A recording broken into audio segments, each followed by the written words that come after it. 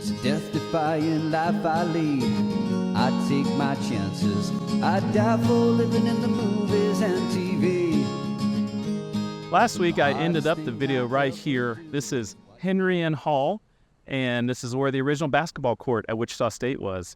And we talked to an NBA basketball player, and obviously he didn't play here, but that was kind of a cool little tour of the old basketball court. Right across the street is the history department, and I'm going to go to history class today. Well, not really class, but I'm going to go talk to Dr. Jay Price, who's a professor of history and does all kinds of other interesting things. He's written some books and has been very involved in the community and has got some very interesting stories to talk about. So I'm going to pick his brain about what a history professor does here at Wichita State. Here with Jay Price, Dr. Jay Price, and he's been gracious enough to tell us a little bit about his world. You know, there's a lot of information. I'll put a link in the description if you want to go and read all about him. He's done a lot of stuff. There's stuff here that we'll talk about. But you have some ties to Kansas as a young person up in, is it Marion County?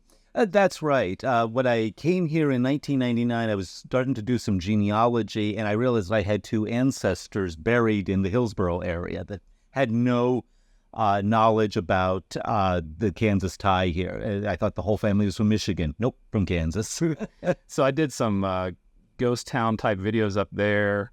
A couple little towns that I went. There was a what was it called? There's a poor home or a poor house in Marion County. I went to the Marion County. Is that what's called? Poor home? Yeah, something. Yeah, right. And that was interesting.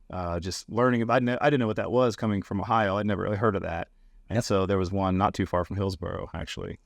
So in a time before they had a lot of the social service infrastructure that we do today, they really thought in terms of institutions. That's how they understood responding to an issue, which to our world would be very heavy-handed, but from their mindset, this was a response that simply hadn't been there before. Yeah. So then a state that I'm fascinated with that I haven't spent enough time is New Mexico. Yeah. And that's, you say kind of that's one of your homes. You go home to New Mexico or come home to Kansas. And I know you mentioned that when we were messaging before this. And I did a Route 66 series that goes through New Mexico. And in the description of the state, I just said, this was maybe the most unique state of the states of Route 66. Oh, yes, that's definitely. And Santa Fe is on the old route, one of the old routes of Route 66. Right. And Route 66 changed over the years, and through the 20s and 30s, Santa Fe was on it, and then they streamlined the route, and Santa Fe got knocked off of that. But yeah, Santa Fe is my hometown. I grew up there. It is, I was born in southern New Mexico, grew up in Santa Fe since a toddler. And Santa Fe is called the city different. and it is. It's quirky. And we kind of like the quirkiness. I mean, that's just kind of who we are. We had a person run for the mayor's office in Santa Fe, guy by the name of Tommy Massioni. Now, we knew Tommy Massioni is this very eccentric artist. And we knew of him because he decided that my father, who was a veterinarian, will be the one taking care of his 30-some cats. And so we got a painting in payment. Well, he passed away decades ago now.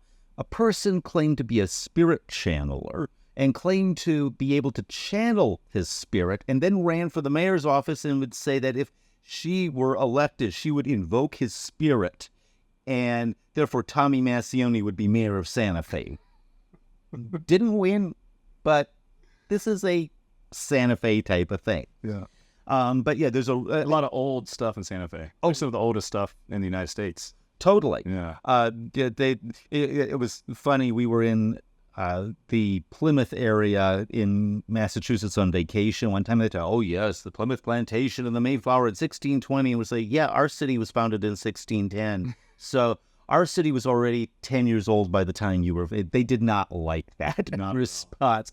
But I think that's part of it. Being involved in life in Santa Fe, in New Mexico, where identity and history and rootedness and family is like the local pastime. And that connectedness just permeates who you are. And I think that really got me started in a lot of ways in exploring history. And not just history, but what it means to be tied to a place. And so I've always been interested in that intersection of place and identity.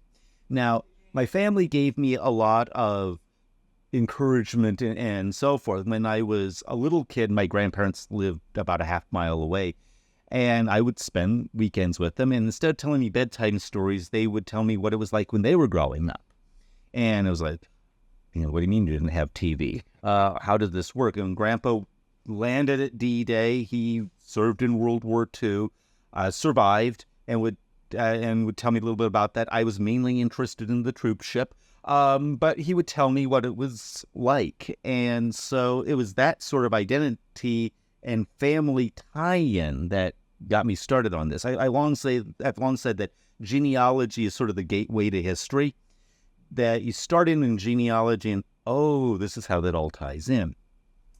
In Santa Fe, though, I was a native-born foreigner.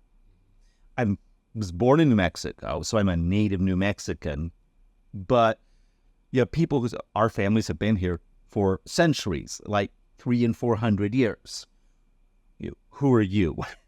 And so that even being born in New Mexico, even being from Santa Fe didn't make you like a real Santa Fean, because there's a different connectedness that you have.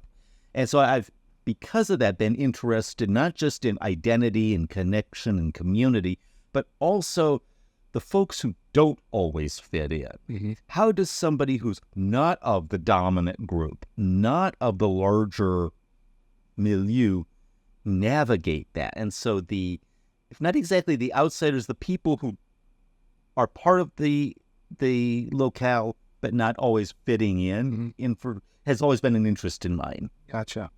And I when you were talking about like just the vibe of the town, I think of Eugene, Oregon, because I'm a track coach. And if anybody is familiar with Eugene, it's a big running community, and almost everybody runs. Everybody supports the track meets when they're there. The crowds are big. It's just, you go and they're on the billboards, instead of a football player, there's a track and field athlete. It's just a different, the whole community embraces that. And that's unique how cities embrace these different type of, vibes. I don't know what the best way to say it, but you like vibes. But you ended up going from out in the West to over in the East, and ended up in Virginia at William and Mary, which is interesting because it was the first track meet that I ever ran in college, was at William and Mary. Did not go great, so we don't need to look up those results. But I do remember going to the William and Mary relays. What was it like living in Virginia after coming from New Mexico? Yeah, that was a big shift. In Santa Fe, there's a whole worldview that's rooted in colonial Spanish and Native American and the Old West. That connectedness. Went to the University of New Mexico for my undergraduate, go Lobos.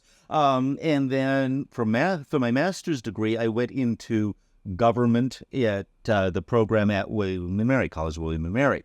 And so then all of a sudden to be thrust into an entirely different worldview where rootedness is again so important, but in an entirely different concept in terms of the colonial times. The Civil War is so important there, but that heritage conversation and what that means and the connectedness is definitely there. But the very fact that at William and Mary you could go to any place in colonial Williamsburg by just showing your student ID. So I studied for comps in the gardens of the Governor's Palace. And I would listen in on the guided tours. And one of my favorite experiences of that was a woman interpreting the slave experience and first person. And she had a Caribbean accent. And it's like, of course she would. And it was like, now it made sense how the trade links and all of that dynamic in the 1700s made it what it was. And so I thoroughly enjoyed being in William and Mary Williamsburg. I was pretty much assuming I was going to go into government service. I was going to be a bureaucrat or policy wonk of some sort. This was in the early 90s, just in time for a major hiring freeze. And so not so much. So came on back, worked for the court system for the state of New Mexico for the court. I was down at the basically the courthouse in Santa Fe, helping with records management and things of that nature, and in fascinating work again.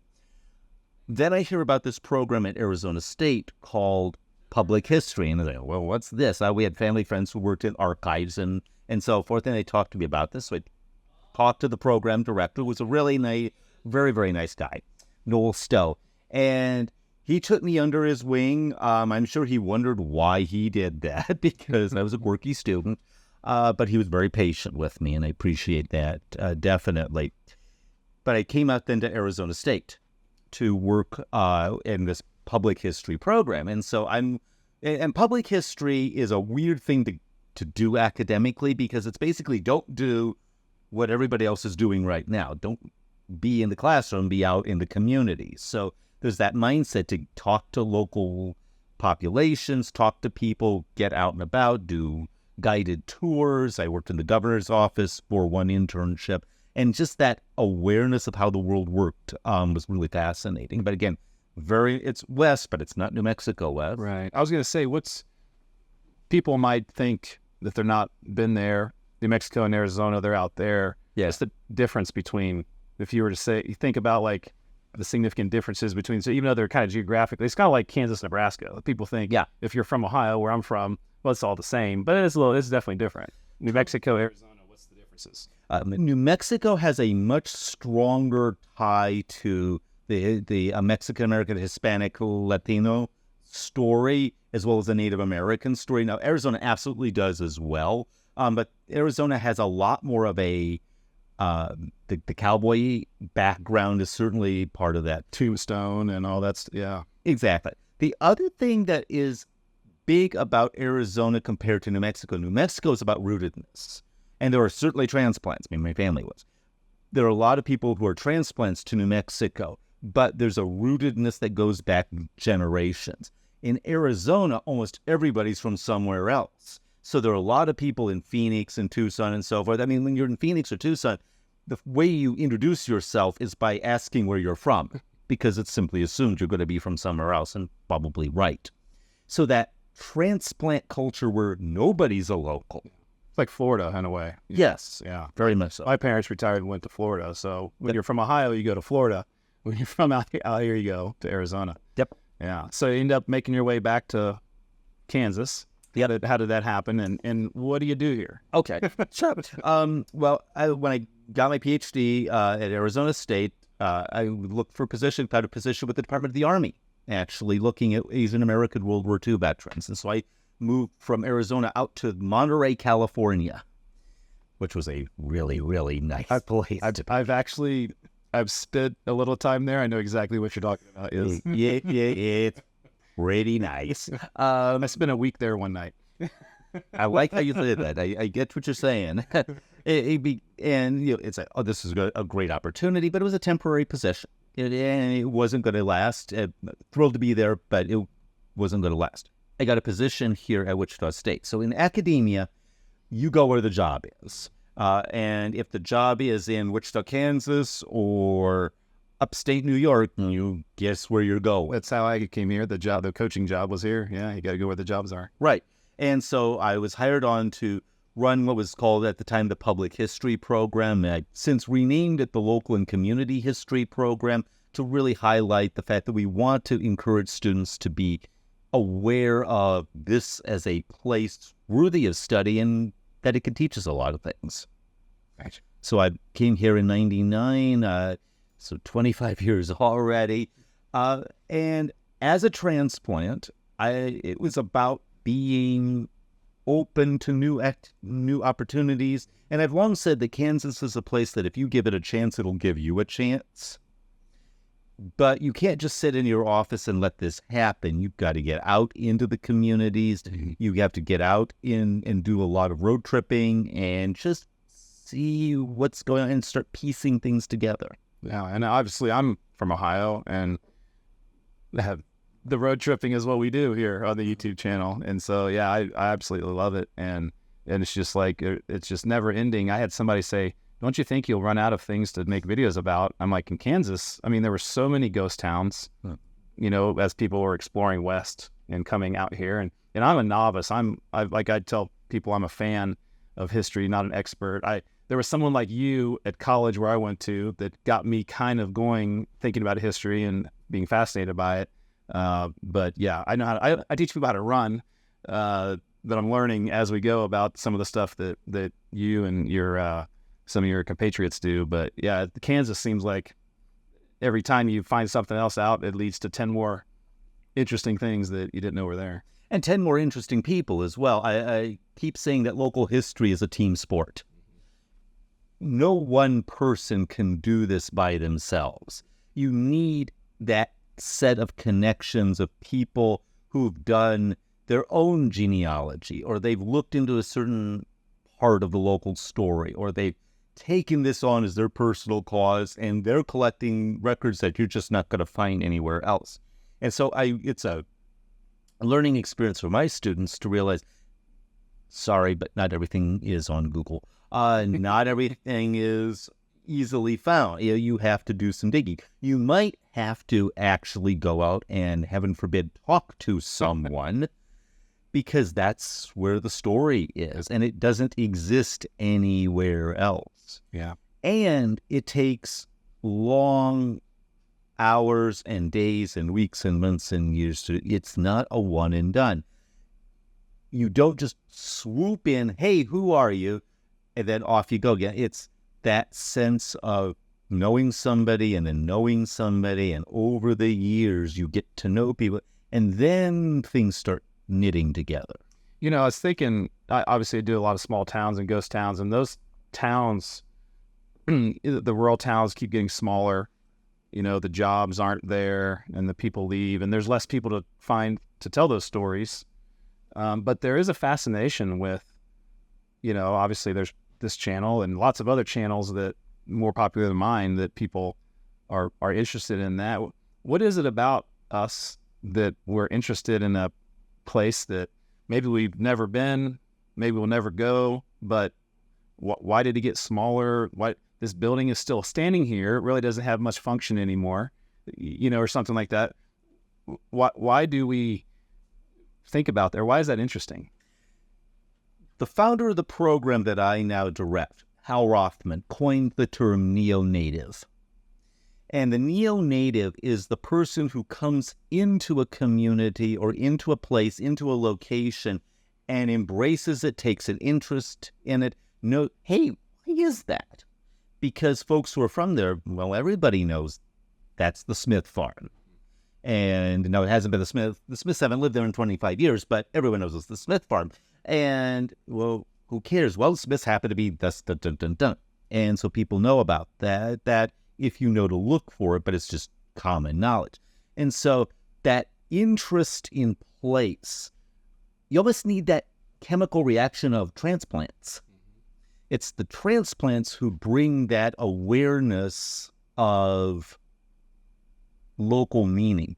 Every place I've lived has had that.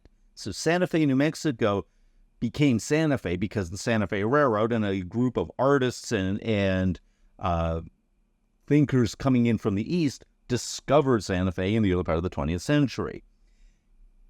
Williamsburg becomes Williamsburg because John Rockefeller says, hey, this is really cool. Monterey becomes Monterey because a group of transplants say, hey, this is really cool. And they're the ones who are preserving the old adobe homes, not the inhabitants who are busy being Victorian, for example. So again and again and again, you're going to have transplants who are going to take the leadership of community awareness and history. Nice. So what are some of, are these are, I see your name on them, and I've been to bookstores. Actually, I was at one this morning, and I probably saw some of these. And I didn't even realize your name was on them. Now that I'm looking, that's really going to make me think about it. So how do you get involved in well, I guess first of all, what is this, or what are these? There's very different things here. And what are these projects like to make? There are a couple of different ways that local history can be presented. Documentaries are certainly one, museum exhibits are another, and books such as these are another venue of it. And the books with the sepia covers that you see everywhere in bookstores come from a company called Arcadia, which is the nation's leader of photo-based local histories. And so these are really in a lot of ways like documentaries or museum exhibits. They are photos with a short caption, and you're telling the story of a place in particular, a neighborhood, a city, a town, something, with that window of or with that perspective of looking at visual images. And what does that tell us? And sometimes you get these amazing images that are really poignant and reveal a part of a place that just doesn't exist anymore. Sometimes it's a real challenge. In the El Dorado book that I did on the oil industry, there's a particular reason why there weren't a lot of big labor strikes in the El Dorado fields compared to other parts of the country. So let's think about this. What does the photo of a labor strike not taking place look like? What does the photo of a labor strike not taking place look like? Just people working. Yeah, that's hard to convey. We actually used a Labor Day float, as a matter of fact, in that one. I feel like pop quiz. I haven't had that in a while, so okay. Yeah, but not everything is visual. And a lot of times these types of books are an introduction to a topic. Every single time I've done this type of a project, afterwards it was, oh, I didn't know you meant that. Here's a photo album. This would have been wonderful to have had at that point. But people aren't aware of those photo albums being part of history. We tend to think of history as big and important people, and we don't think of everyday life and ordinary life as equally worth preserving. And so we want to find everyday life as well. And we want to get those stories of just what it was like to be at a particular place at a particular time. The running joke in museum work is that everyone saves Grandma's wedding dress and nobody saves Grandpa's underwear. But we'll think about this in terms of a location. How many photos do you have of your dining room table, especially at holidays? Oh, lots, yeah. Yeah. How many photos do you have of your living room, especially at holidays? No. How many photos do you have of your bathroom? Not very many. Right. And so things that are ordinary, everyday life tend not to get documented. So my rule of thumb is that history is not written by the winners. It's written by the survivors. What survives is what we remember. And there's some very poignant examples of that, even in a place like Wichita. You talk about old theaters. Wichita has that great old theater, the Orpheum. Man, it's a great old theater. And they're getting ready to redo it. Yeah. Totally. What people don't realize is that there were two great theaters, the Orpheum and the Miller. In fact, the Miller was the bigger of the two across the street, but it got torn down. It's the Bank of America parking lot today. And so our memory of a place is now distorted because a part of that source material called the Miller Theater no longer exists. And so that's what we're trying to capture. Interesting. What about these? These are definitely different looking, more artistic, or I don't know what you would call it, like cartoonish. These are graphic novels. And the graphic novel is another vehicle, and it's actually a growing vehicle of telling history. And in a lot of ways, it has an advantage that the Arcadia doesn't have, in that if you don't have a photo of something, well, draw it. Draw what you think might be there. And I worked with a team of artists and writers to put this together, and they think of it in a very different way. There's a lot of, it's not just text. It's blocking, it's shading, it's lighting. This series began with the 150th anniversary of the Chisholm Trail. And I was on it through Wichita. Right. Yep. I was on that committee. because I don't say no. Yeah, but I was on the committee to really be thinking about this, and I think there's a real opportunity to mark this. And I got to thinking, well, what would this have looked like to a cow coming up here? And at that point, this bovine named Luke kind of wandered into my life. And what would the story of Wichita look like from the cow's perspective? Now, he's adopted, so he doesn't become Hamburger. So don't worry about that. But Luke becomes the narrator, the storyteller of early Wichita history. And so we were able to talk about Jesse Chisholm and James R. Meade and the cattle trade and Rowdy Joe Lowe and Billy the Kid and all these other figures who we associate with Wichita history. And we used a cartoon bovine, a longhorn, to tell that story. And we had the artist sit down and talk with us. And I still remember very, very early on, we were in this space, as a matter of fact. And he turned to us and he said, now, how would Jesse Chisholm have moved? And I'm like, what do you mean? And, well, was he pompous? Was he boisterous? Was he humble? Was he quiet? Was he mercurial? What type of a character was he? And we had to check with the family, who was still very much part of Wichita. And the family said, well, he was seen as having a person of gravitas. He had a presence and a seriousness, and people took him seriously. And especially his grandson, Calvin Chisholm, bore a lot of those similar qualities. So we modeled our depiction of Jesse after Calvin. And so it's that sort of thought process and telling that tone of story. And then a couple of years later, I got involved with taking Spanish classes, partly to learn what does a teaching online look like from a student perspective. That's how I began. And then I started getting involved with a number of projects with the North End in Wichita and another Arcadia book on Mexican-American history here in Wichita. And that evolved into me taking a number of classes in Spanish, including a class in translation and linguistics. And it emerged that there were students who were interested in doing this. And so another team emerged with Julie Henderson, who was the lead translator in modern classical languages, and two students, one who was with a Spanish background, Spain Spanish background, the other was with Mexican Spanish background, and they created a bilingual version, or a Spanish language version, excuse me. They created the Spanish language version of Luke the Longhorn for Spanish-speaking audiences. Nice. Fascinating. Who knew all the things that a history professor could get into? And there are a lot of fun things, but again, it's a team effort. Dealing with artists, dealing with photographers, dealing with translators, and you can't do this by yourself. Right. So what I'd like to know is, what does a history professor's office look like? Scary. Yeah, I'm a pack rat. I just am. I've come to embrace that. But a lot of I remember we had to move offices a while because we were rehabbing Fisk Hall, and the poor people who were thinking, oh well, we have to move an office. They're thinking a couple file cabinets, maybe, and a desk. No, we're talking boxes and boxes and boxes of books. And people say, well, did you read all of these? Well, these are references. It's about being able to get at information, because not everything is, it's not all online.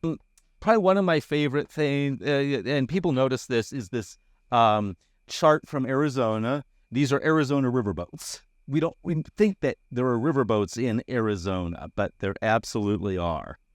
And so, this is kind of a tribute to that. I definitely have my clothing for reenactment, because you got to have fun with some of that. I mean, that's one of the things that let's see, got when the Teddy Roosevelt, and the talking Teddy Roosevelt. My good friends of mine gave that to me a number of years ago. So you collect stuff. Awesome. Well, thank you very much for your time. Hey, happy to do it. Hopefully, maybe we'll come back and pay you a visit again when we got some questions about, anything to do with history. So. Happy to do it. Yeah, no, there's no excuse for history not to be fun and not to be engaging. If you're making that connection, that's what it's all about. Thank you for making it all the way to the end of the video. These are new videos on Tuesday. We're calling them off the grid because they're a little bit off the grid from the normal Thursday and Sunday videos. On Tuesday, there'll always be something a little bit different, a little bit random. You'll never know. Maybe an interview, maybe some sort of related travel video, but certainly different from Thursday and Sunday. So thank you for watching here on Tuesday. Some new things on the website. We have offered memberships now, and we've had a lot of people sign up to become executive producers, and supporters, different levels, different tiers to support the channel. And with each tier, there are more and more perks. So thank you for those who have become members, and hopefully we'll see more of you in the behind the scenes section of our membership. Also on my website, I have lots of new stuff. I have new merchandise available, some Ghost Town shirts, some Death Go Round shirts. They're very popular right now. The newsletter I send out about every 3 weeks. It's totally free, so sign up for my newsletter. And I have a new section on there of Google Map where I have dropped a pin in every place that I've done a video about. If you click on that link, you can find the videos about those areas. So that one is new to the website, and hope you guys like that one. Once again, thanks for watching this video, and we'll see you either now on Tuesday, Thursday, or Sunday.